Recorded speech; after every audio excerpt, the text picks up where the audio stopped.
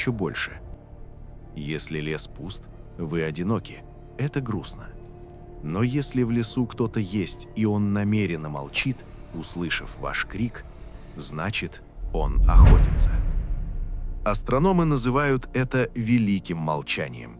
Мы сканируем небо уже 70 лет. Мы отправили Voyager'ы с картами Земли. Мы посылаем радиосигналы. Мы кричим в пустоту. Мы здесь. Мы разумны. Но Вселенная, которая должна кишеть жизнью, молчит. Почему? Сегодня мы разберем самую пугающую теорию в астрофизике, которая объясняет этот парадокс. Но самое страшное не в том, что инопланетяне могут нас услышать. Самое страшное в том, что охотник уже здесь. Мы сами его создали. Мы назвали его искусственный интеллект. И к 2030 году он может стать тем самым великим фильтром, который навсегда выключит свет человечества. Добро пожаловать на канал «Атмосфера и жизнь». Приготовьтесь. Мы погружаемся в бездну. Твоя подписка – это то, что мотивирует меня делать контент круче и чаще. Стань частью истории канала прямо сейчас. Подписывайся на канал, ставь лайк, а мы продолжаем. Парадокс Ферми звучит просто. Где все? Вселенной почти 14 миллиардов лет. В одном только Млечном Пути сотни миллиардов звезд. Даже если жизнь – это редкая случайность, статистически мы должны видеть следы тысяч цивилизаций. Их корабли, их сигналы, их мегаструктуры вокруг звезд. Но мы видим только мертвые камни и газ.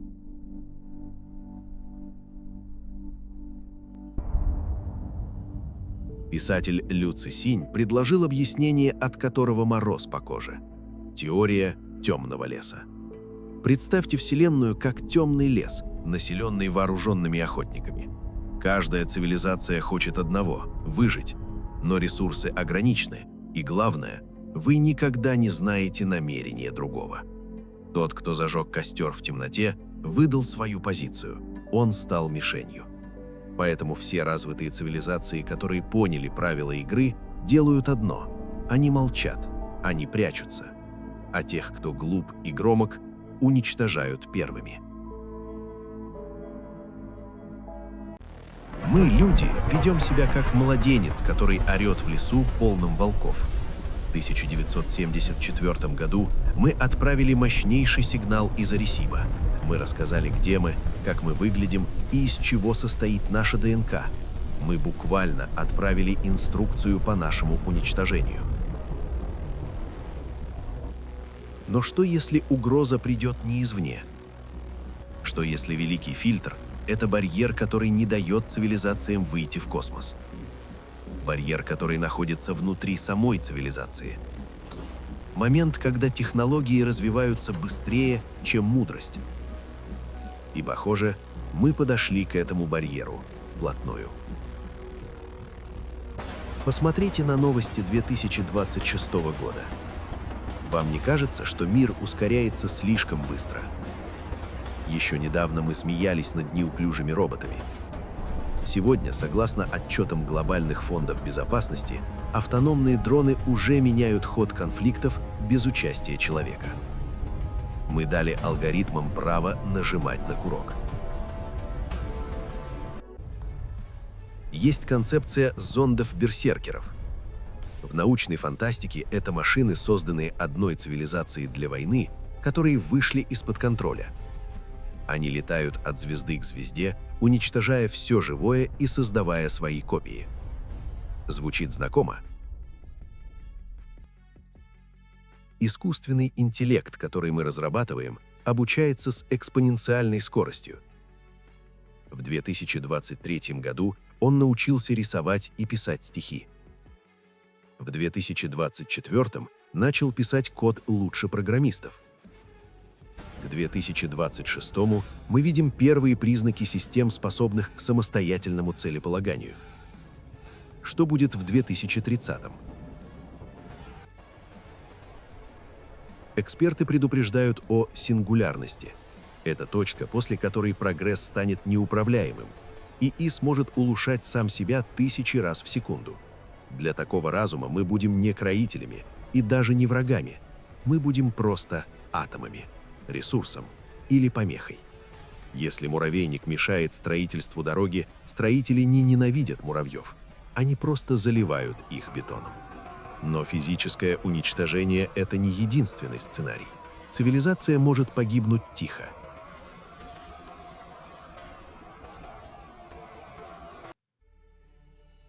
Прямо сейчас идет гонка квантовых вооружений. Дорожная карта компании IBM и разработки Китая показывают, что процессоры с тысячами кубитов уже реальность. Что это значит для нас? Это значит конец секретов.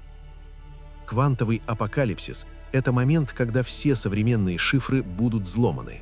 Банковские системы, военные коды, личные переписки – все станет прозрачно. Это приведет к хаосу, который может отбросить нас в каменный век. И это еще не все. Посмотрите на свой экран.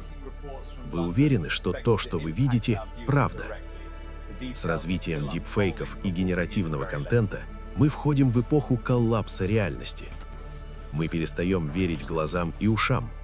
Видео президента, объявляющего войну, может быть подделкой. Голос родного человека в телефоне – синтез. Если общество перестает отличать правду от лжи, оно распадается. Оно сходит с ума. Возможно, именно поэтому космос молчит. Может быть, инопланетяне не погибли, а просто замкнулись в своих виртуальных мирах, потеряв интерес к звездам.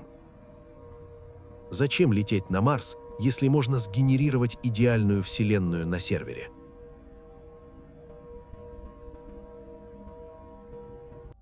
Мы стоим на краю пропасти.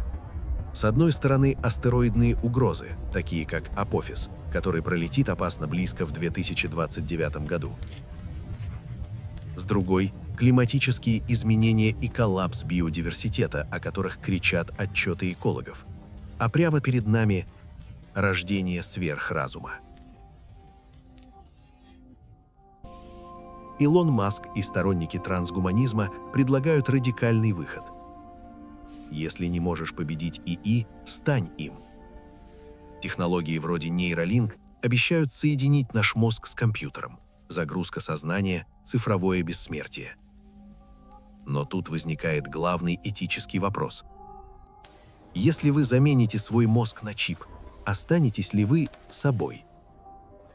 Или вы просто создадите свою цифровую копию, а ваше «я» исчезнет?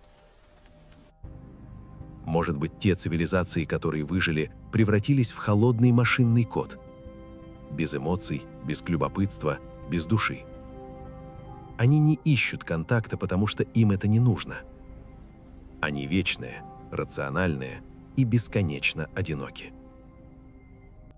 Так почему космос молчит?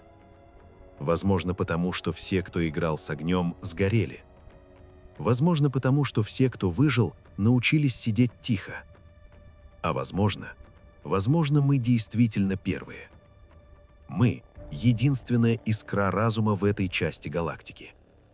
И сейчас, в эти решающие 5-10 лет, мы держим в руках не просто свою судьбу, а судьбу самого феномена жизни.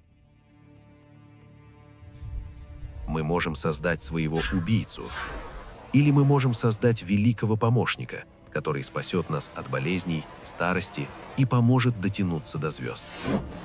Мы стоим в темном лесу, в наших руках спички.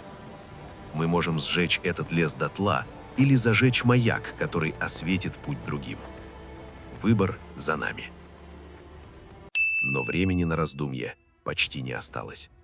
Если вы хотите понимать, что происходит с нашим миром, пока не стало слишком поздно, подпишитесь на канал «Атмосфера и жизнь». Нажмите на колокольчик, чтобы не пропустить следующий сигнал. И напишите в комментариях, вы бы согласились вживить себе чип, чтобы не отставать от ИИ, да или нет. До связи, берегите себя и свой разум.